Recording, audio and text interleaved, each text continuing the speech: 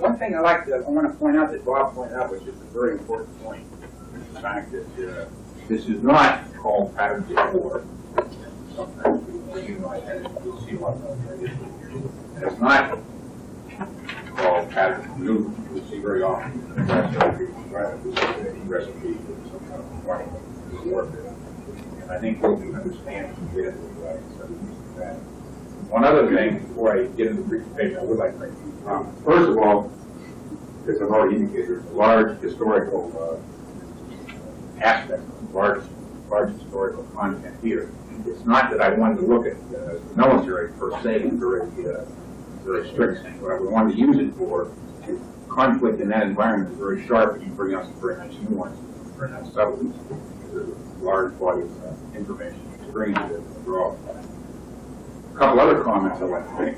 Now, you already noticed my title. The other comment I'd like to make is that this isn't a recipe or a formula for the way to think about conflict. It is a way. I can't emphasize that enough. You want to get your way as rich as possible, fill up a repertoire with as wide a repertoire as you can. Now, that'll become evident or manifest through the presentation. And the other point is, as I work my way through the presentation, you'll notice that I might discuss some aspect or some phenomenon in a certain way. And then later on, I'll discuss very similar phenomena, but in a different way. In other words, you get a different image. Let me illustrate, show you what I'm getting at. Let's assume that we in this room went through all our life. We only saw pyramids from the side. No other experience with pyramids. So we go through life thinking of pyramids as a crime. That was the image or impression we had on the time. Now, let's take another group, for example, and let's assume that they saw all through their life, whatever, only in the top. And so they think it was a triangle, a rectangle, with intersecting items. Then let's say this group got to interact with the other group, you both think the other one was crazy. If you be thinking about triangles, they'd be thinking about squares. Get your problem. So we'll see why as we work our way through the presentation, and we'll look at some phenomena of different vantage points, and we'll get quite a bit. The key idea is you want to be able to see the top, side, like angles, the inside, then you'll get a rich view of what appears here. So using that as a rather oversimplistic example, in some ways you'll see what we're going through this presentation. So you don't come up with what I call the so-called elegant or definitive solution. There are no elegant, there are no definitive solutions. Circumstances other stuff. And I think our university system, our intellectual community, in some ways, has done a disservice to us by always talking about the so-called definitive solution. In fact, it really turns me off when I read a book and I see the definitive solution. Because then you find out a year later it didn't work. Well, how it didn't work, then how could it have been so definitive?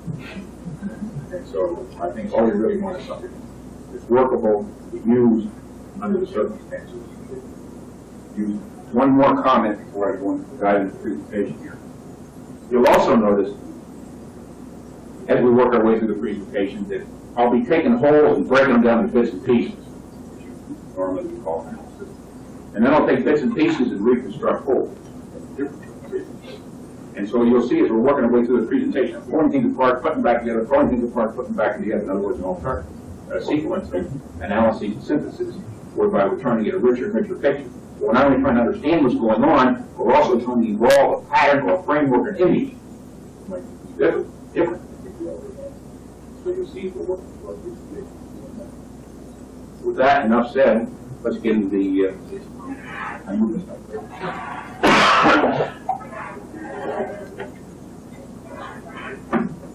So organized here. We'll work our way through the presentation. Now here's the outline of the presentation. Incidentally, before I get into it, I will be leaving a hard copy of the exact presentation I have. You'll find my hard copy. A few people don't want to take voluminous notes and make a couple of suggestions. I will leave a hard copy. But here's the outline of the presentation. Point of departure, and as Bob has already indicated to you, point of departure, we start out near your comment. There are certain things that we saw there. I was very deeply involved in the evolution and design of the F-15 lightweight fighter. And when we went through that process, of course, at that time was really the first time where we did it on high-speed computers. We could literally thousands of designs. At that time, we had the so-called edge of technology called IBM 794, later the CDC 66. They're relevant now at that time. We can literally design all kinds of machines. Well, typically what happens when you go through such a process, people tend to get what I call arrogant, a little bit more confident, because they able to look at things maybe from more vantage points than they did before. And so you tend not to worry too much about the test. But ultimately, you got to submit to the real world thing.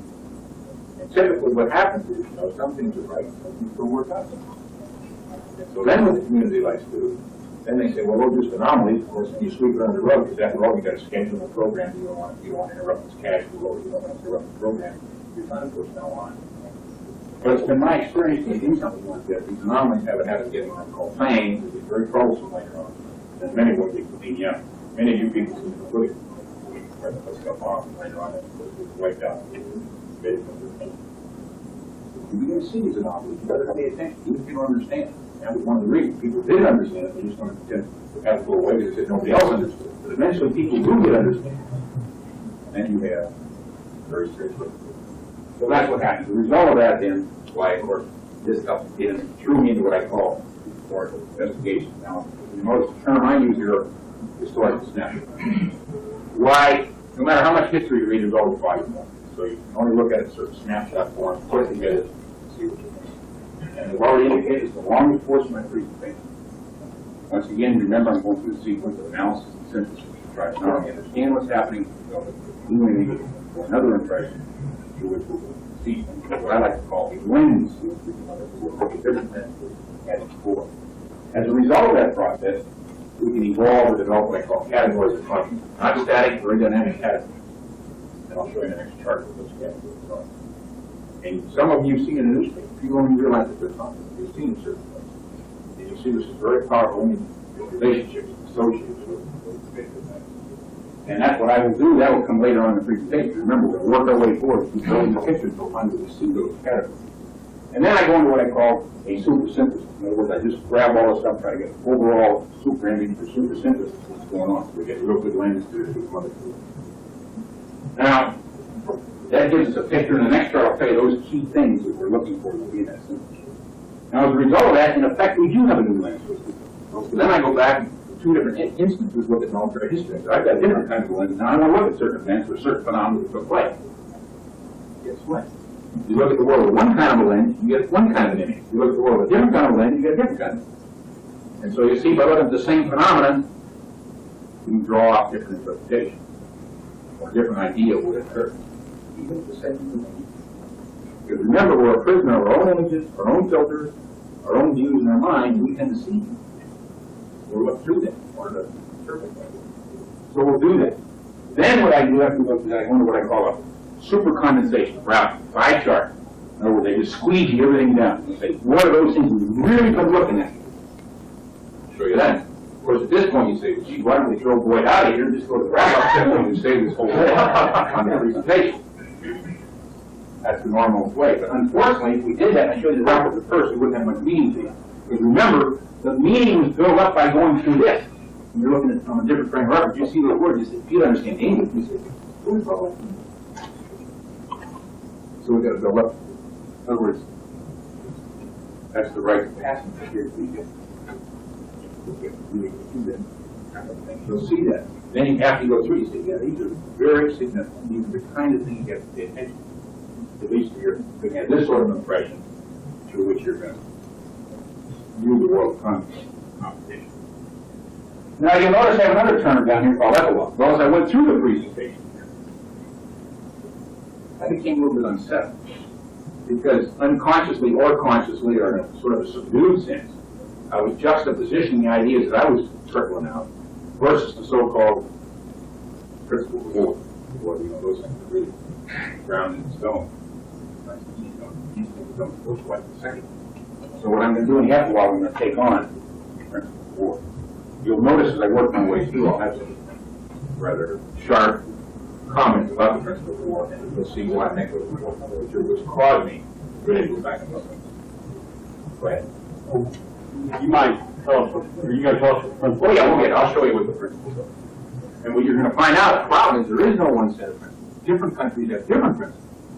So that right here should tell you something. And then some countries don't even have it. And they're not necessarily not successful.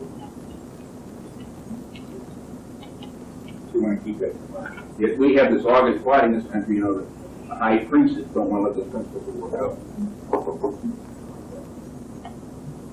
Remember, you don't want to be a mastodon. There are no mastodons left on the earth. At least we don't think so. Of course, some of you people say, well, we still got a few and some for our party, but nevertheless, we have some overcomers too.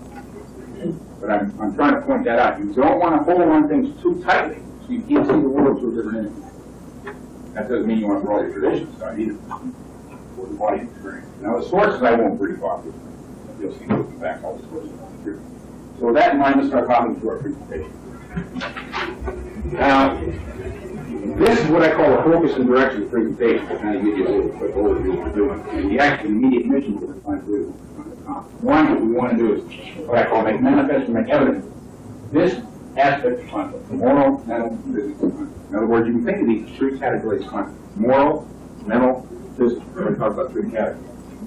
Now, many of you have heard Napoleon's famous statement: the moral is to the physical, the moral is to the material, as 3 to 1. Well, whether it was 3 to 1 or 10 to 1 or not, that's not the point he's trying to make. He says it's more important than the physical aspect. You draw a great deal more leverage out of it by doing it.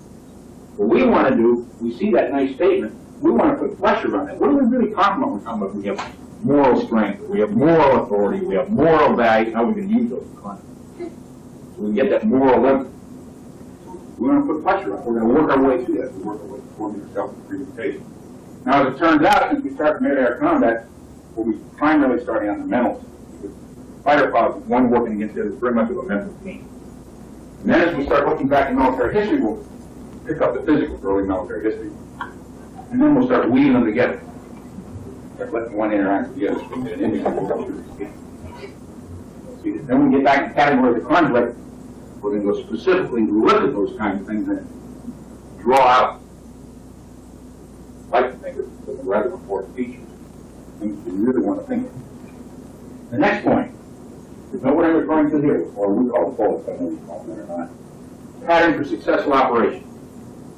What I'm referring to here is if we're going to be in a competitive or a conflict or an adversarial relationship here, what are those kinds of things that we can do to gain leverage over our adversary? Or likewise, deprive him or deny him leverage against us. So of course that word leverage is nice. What do we mean by leverage? Well, that'll become evident as we go through the presentation. I don't know what we mean by leverage, but those things that give you that leverage against somebody, or those things you can do in order to minimize or diminish somebody's leverage against you. We want to understand. Now that's going to come out. In fact, these three things are going to show up in the synthesis. Pattern for successful operation. We're going to build up so we can actually lay that down. Those kinds of things are important. Note the third bullet. The idea of trying to generalize tactics and strategy. Now, as we work our way through here, you can see different tactics, you can see different strategies. And you can lay out any number of tactics and strategies for a particular situation. But you'd like to think you could subsume them under more general notions, and it turns out you can't. What are those general notions which you can subsume those specific tactics, strategies, etc. under that? And you'll see that we can come up with something like that. And we can use it. But before we go into the presentation, I'd like to just make a couple comments. First of all, when we're speaking of tactics and strategy, or when we're discussing it, what are they? And you can think about them in terms of what I call means and ends. You can think of tactics as a execution, activity, dynamics directed towards some end. The end being an aim, a goal, objective, whatever it might be. So in that sense, the tactics is a means towards some end. The means being action of some kind or another. On the other hand, if you think of strategy, you can think in terms of means and ends too. Strategy being the design, the architecture, the scheme, the plan, etc. Also directed towards some end. Once again, aim, goal, objective, whatever it might be. Or another way you can think of the tactics as being a means towards a strategic end. You don't want to get any type of scheme conclusions. Because if you start closing down too much of those definitions, then you exclude possibilities. That's one thing you don't want to do in conflict. You want to be able to entertain many possibilities. Because if you have more in your adversary, you can point that out, and then he doesn't know what to do. Panic, chaos, confusion, and disorder. Start coming conclusions. So you don't want the definitive relative solution. If the other guy understands what that is, he's going to be able to leverage you. And you'll see, in that sense, variety is very important. Particularly if you have a wider variety in your adversary in order to deal with that. Very important at that time. And that's why you don't want to limit yourself to these definitions. Once again, key idea here is come up with sort of some general impression, a general view of tactics and strategy. In other words, which you can subsume the other notions of it. And then finally, final bullet here, the idea we call a basis for grand strategy. Now, for the most part, these first three bullets here is what I call destructive behavior, pulling the guy apart so he can't go, trying to gain leverage over him. You're trying to put him in a confusion disorder, whatever it may be, so it can't cope. You would like to think that should lead to some kind of constructive end or constructive behavior. And in this sense, I tend to use a grand strategy as a connecting link between my destructive behavior on one hand and my constructive behavior on the other. Doesn't mean you have to do it that way. It's sort of a fallout, just by the way I went through my investigation. And that'll become evidence we work our way through. And then finally, my intent, why are we doing all this? Very simple. In order so we really understand the nature of conflict, survival, and conquest. Now, when I'm talking about survival and conquest, I'm not literally talking about you trying to take a club and beat your adversary over the head. I'm talking about being very soft, being immediate, or being very sharp. So it's not just physical, moral and mental as well.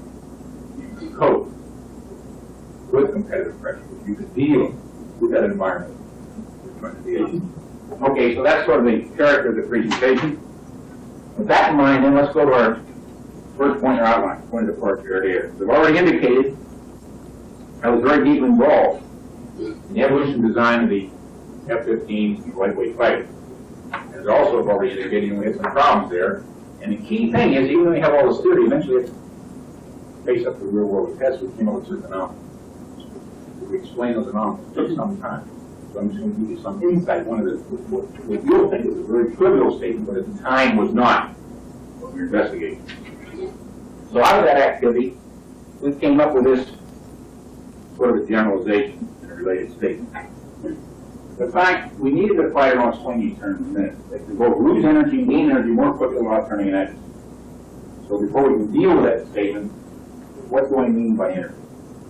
Energy you think of in the sense that I use the mechanical energy, sum of your potential and your kinetic energy. Potential being altitude, kinetic being airspeed. The point being is if I'm going to maneuver somewhere and I'm going to gain energy, I either have to gain altitude, airspeed, or some combination thereof. If I'm going to lose energy, I'm going to have to lose altitude, airspeed, or some combination thereof. And the reason why we use energy is because it shows you the relationship between these two kinds of things, or two kinds of things we describe as altitude and airspeed. That's why it's very convenient, very useful in that sense. You say, well, my God, that's sort of a trivial statement. Well, a few years ago it wasn't. Because the general perception then was you want to gain or conserve energy while trying to outturn an enemy. That doesn't say conserve. You might want to pump it out at an extraordinary amount of concentration all the time in order to gain that level. And I remember very vividly when I grilled some of the fighter pilots when we ran these tests, the lightweight fighters against other adversaries. This one pilot said, I really didn't want to lose that energy. I was trying to do something else, but I still won. I said, well, then it had value when you pumped it out. So even they were tending to fight. I said, you really want to reflect upon it when you get a desirable result, in other words, come out on top. And you gain. So it even took some time for people who were so-called experts in fighter combat to gain a feel and acceptance of that idea very often happens. So that was one of the things that we found that out. And of course, that's the thing that you'll see that's led me into throwing into the whole pattern of topic we're getting to right now. In other words, the pilots also said other kinds of things. In other words, they really wanted was an airplane whereby they could dominate the circumstances of engagement. In other words, they could pick the engagement options when they were ready. The big fellow designer that he doesn't know. They think but they go on. They become more specific. They say, in a sense, they want a fighter wherein they can either force an overshoot by an attacker or stay inside a hard-turning defense. Let me explain to you what I mean by overshoot. Let me use my hands as fighter pilot. If I'm going to make an attack upon something, the guy bends the airplane very hard, then I'm forced to overshoot his flight path and he can come in behind me and I'm in a bad position. Or contrary-wise, if I'm on the defensive, what I want to do is force the guy to overshoot my flight path so I can slide in behind him and take him out. What we call sort of the classic maneuver. All your things you're doing is to try to get in that position. So on the offensive, you don't want to be forced to overshoot. On the defense, you deliberately want to get that overshoot. So if you think about that, we see the spatial relationship. In some sense, in a very general sense, you want to force your adversary in a wider maneuver space than you are, so you can get inside. In other words, you want to get inside his maneuver space so you can gain leverage on him. In this specific instance, we can generalize it. Now, as it turns out, in order to make those hard maneuvers, that's not an easy. The maneuver may be easy, but then the drag goes up enormously above the thrust of the engine. When drag goes up above thrust, you have to lose altitude, airspeed, or some combination thereof. And you bend those airplanes so hard, build the drag up so high, you just literally go down almost like an OODA elevator. You lose energy very quickly and spiral yourself right in the ground. Well, a pilot's not going to do that, for one thing. And the other thing is, remember, it's not just a dual one-on-one. There's other people working in the weeds up there. And so when you're trying to work against somebody, somebody else will try to blindside you and take you out. So the point is, you don't want to engage too long with anybody. You want to get in, do the job, get out, get in, do the job, get out, because when you're working on somebody, somebody may be working on you. In other words, it's not healthy to get what we call tunnel vision and keep your eyes on one guy out there because somebody else is going to take you out. That's where the word comes from, tunnel vision. I've heard that term. Might as well don't get tunnel vision. You've got to stay alert all the time. So you don't want to get wrapped up too long. Get your peak engagement short. Well, if you think about that, you're getting these very hard maneuvers that you're doing for very short intervals of time. So they're very jerky, they're very hoppy, they're very skippy. So you got a space problem, you got a time problem. Jerky maneuvers of time. We call that a transient. In other words, they're very fleeting. You know, notice underline the term, fast transient, double underline. Maneuver. And once we're trying to get inside our adversary's maneuver space or deny him that same opportunity against us, and we're going to do this over very short intervals of time so we don't get blindsided by somebody else. In other words, so in some sense that gives a basis for controlling the engagement opportunity. We call it fast transient. Now, if you think about that for when you say, that's a very specific situation, that's just for air-to-air combat. But then the idea begins to occur to you and say, well, gee, very sharp turning or hoppy, skippy, jumping kind of things in life could be useful maybe in other kinds of competitive behavior where a guy can't get an image or a picture of what's going on. In other words, can we generalize or can we expand upon that idea? And if we do, where does that go? That's exactly what we're going to do right now. So with that in mind, let's expand upon that idea. Fast transient. So we begin to think about, instead of picturing a very specific instance, we want to generalize. In some sense, what we're saying, and in some way, we want to operate at a faster temporal rhythm than our adversary. Expand it out. I'm not talking about physically. You'll see later on, morally, mentally, and physically. Right now, we show you sort of physical. Let's pin that down a bit. What we're really saying, if better yet, I'd say what I really want to do is get inside an adversary, observation, orientation, decision, action, time cycle, or loop. Or we'll show you later on, time cycles or loops. Or loop. Say again? Right. Exactly right. We want to pin things down. Got to get inside his mind. Look right inside. Right. But let's examine this. What are we really referring to? As individuals here, we have to observe what's going on out there. In other words, with our eyeballs, or get somebody else's observation, or we, in a warfare sense, modern electromechanical equipment, or in intelligence business, eavesdropping equipment, etc. You're gathering all that information from all different sources. You literally then pump that information into your brain. What happens then when you pump that information into your brain? You start generating images, views, impressions, etc. What I call orientation. That orients you to what's going on. You start putting it all together, you get an orientation. Out of that orientation, possibilities begin to suggest themselves. And you have to pick, choose, or they say decide here upon the possibilities. You can't do them all. You say, okay, I'm going to go for these or that. You make that decision, then you have to implement that decision or take the action. Then you have to observe the consequences of that action, and you roll back to that loop again. Not only the consequences of that action, you're also doing what? You're drawing in peripheral information at the same time. And you roll through that loop. Well, guess what? All human beings, we all do. Our adversaries do, we do. But no, what I said, we want to get inside his loop. In other words, we want to be able to roll through that at a faster tempo or a faster pace than he can. And why do we want to do this? That's why I'm saying. Because if we can do that, we will then begin to appear ambiguous or unpredictable to him. Not only that, we can generate confusion, disorder in his system, our adversary's system.